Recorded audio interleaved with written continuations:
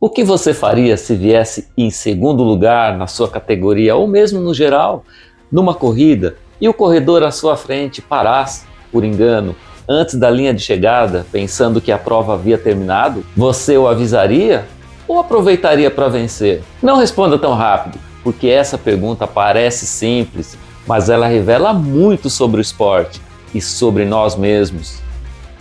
Casos como esse ficaram famosos no mundo inteiro.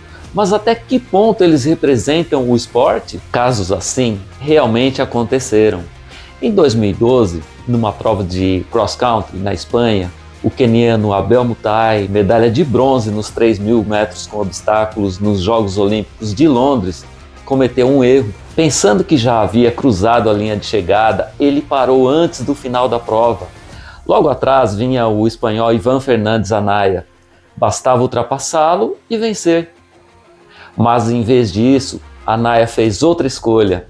Tocou nas costas do queniano, apontou a linha de chegada e permitiu que ele completasse a prova como vencedor.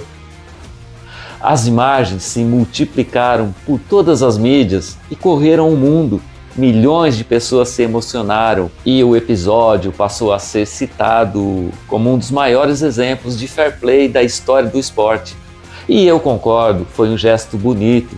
Foi um gesto de empatia. Mas será que essa é a única forma de enxergar esse tipo de história? Porque existe ali uma pergunta que ninguém fez. Se o espanhol Anaya ou você estivesse naquela situação e em jogo estivesse uma medalha olímpica, um título mundial ou outra premiação muito importante, ele ou você faria exatamente a mesma coisa? À primeira vista, o que parecia uma pergunta difícil de responder vai abrindo um leque que coloca o fair play numa enorme zona cinzenta, conforme entendemos como funciona o comportamento no esporte de alto rendimento. Ali, cada decisão envolve anos de treinamento, enorme pressão, carreira, patrocínio, dinheiro e muitas vezes a oportunidade de uma vida inteira. E isso faz do fair play um tema bem fascinante. Depois de vários anos competindo no alto nível, posso dizer que a realidade é um pouco diferente quando ampliamos o contexto, como você vai ver aqui. No caso de Iván Fernández Anaya, era uma prova importante, mas muito diferente de uma final olímpica ou de uma disputa por um título mundial. E essa diferença de contexto ajuda a entender por que esse assunto é muito mais complexo do que parece. Você provavelmente já ouviu essa expressão muitas vezes, o fair play.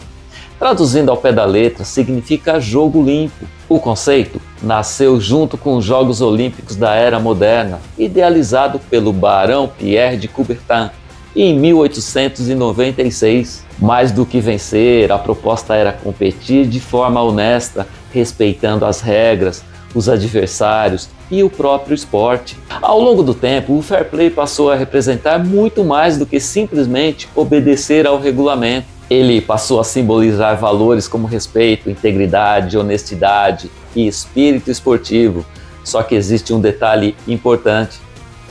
Uma coisa é cumprir as regras, outra coisa muito diferente é abrir mão de uma vantagem para corrigir o erro cometido por um adversário.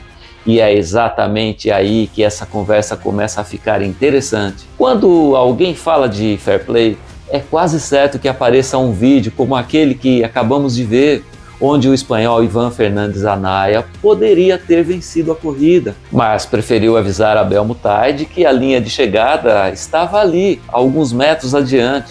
As imagens deram a volta ao mundo, foram reproduzidas milhares de vezes, vistas por milhões de pessoas e passaram a representar para muita gente a essência do esporte. Mas por que esse episódio emocionou tanta gente? Justamente porque ele foge completamente da lógica da competição. A nossa expectativa era que o espanhol aproveitasse o erro do adversário, como acontece em praticamente todos os esportes. Imagine um goleiro que rebate a bola nos pés de um atacante. Ninguém espera que ele devolva a bola ao goleiro. O esperado é que ele faça o gol.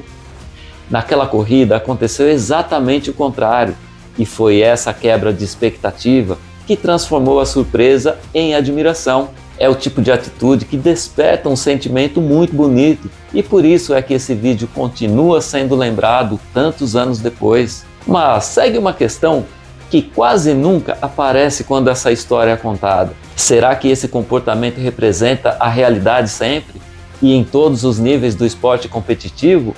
Ou se fica famoso pela exceção? É essa pergunta que vamos explorar daqui para frente.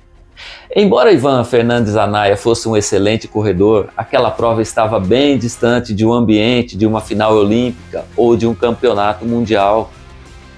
Isso não diminui a grandeza do seu gesto, mas ajuda a entender que o contexto também influencia as decisões. Quanto maior o valor daquilo que está em disputa, maior tende a ser o conflito entre competitividade e empatia. O fair play não tem apenas uma camada, e destrinchar isso ajuda a interpretar situações como a de Anaya. A primeira delas é o fair play das regras, a mais básica: não cortar caminho, não empurrar o adversário, não trapacear, não buscar vantagem por meios ilegais.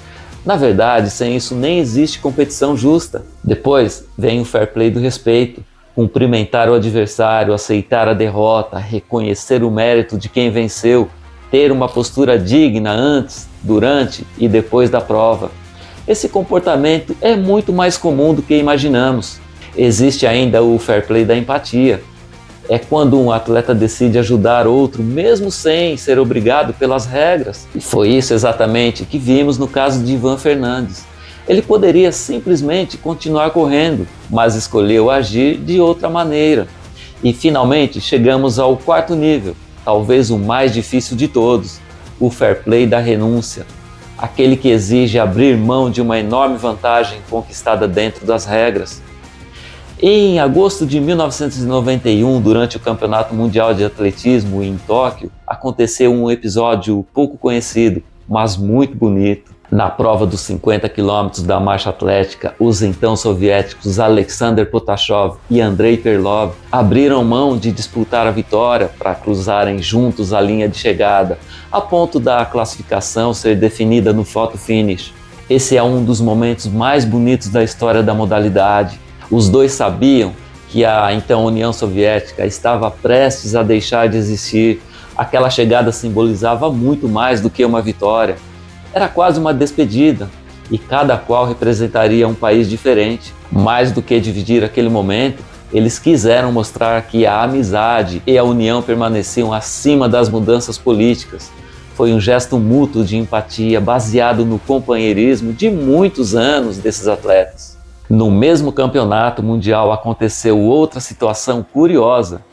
Nos 20 quilômetros também da marcha atlética, o soviético Mikhail Shenikov entrou no estádio em segundo, perseguindo o italiano Maurício da Milano, campeão olímpico de Moscou. Shenikov deu um sprint acreditando que faltava só a reta final, cruzou a linha de chegada e relaxou pensando que tinha ganhado a prova, quando ainda faltava mais uma volta na pista. Da Milano seguiu no seu ritmo, abrindo a volta final, quando Shenikov entendeu que não tinha terminado e retomou para finalizar, mas já sem forças para reagir a da Milano, que agora era quem tinha forças para os 300 metros finais, vencendo a prova.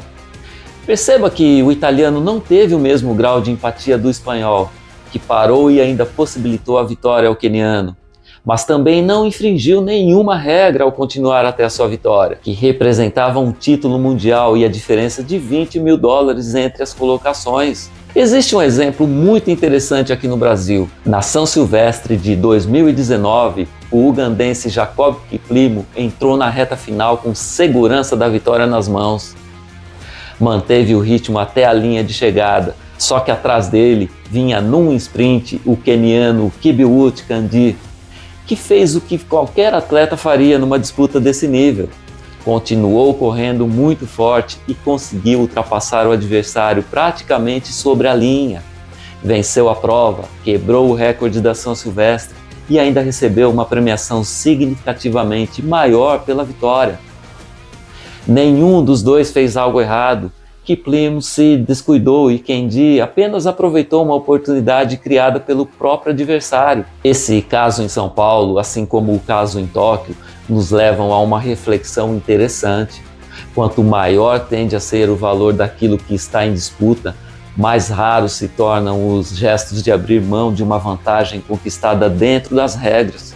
Por outro lado, Já vimos e certamente seguiremos vendo os inúmeros episódios de corredores amadores se ajudando espontaneamente pelos percursos e nas chegadas de praticamente todas as corridas de rua. Depois de olhar todos esses exemplos, talvez a grande pergunta já não seja mais o que eu faria diante de determinada situação, mas até onde a nossa mente conversa com o fair play. E na minha opinião, eu diria que na corrida essa conversa pode ir longe, mas geralmente tem seus limites.